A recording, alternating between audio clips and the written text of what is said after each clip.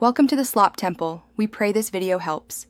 You begin by using a device and browser you've used before. This signals Google you're the owner.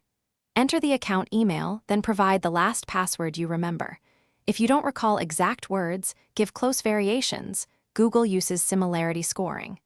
Once done, confirm the approximate account creation month and year and the country where you originally signed up. These early, specific facts increase automated verification chances and unlock additional recovery questions. Next, you'll face detailed prompts. Answer them precisely.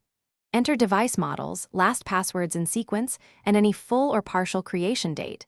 Accuracy helps machine learning signals match. Then list contacts you email often and recent subject lines you remember.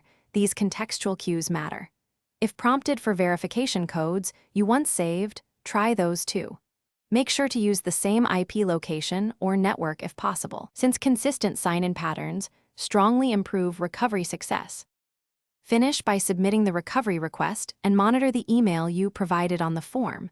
Google typically replies within 24 to 72 hours. If the attempt fails, retry immediately, adding any overlooked specifics, alternate device names, older passwords, or different sign-in locations. Make sure to clear autofill errors and avoid guessing wildly. If you still cannot regain access, set up a new account and secure it with phone and secondary email to prevent future lockouts. This is the practical fallback. Thanks for watching. Consider subscribing if we helped you.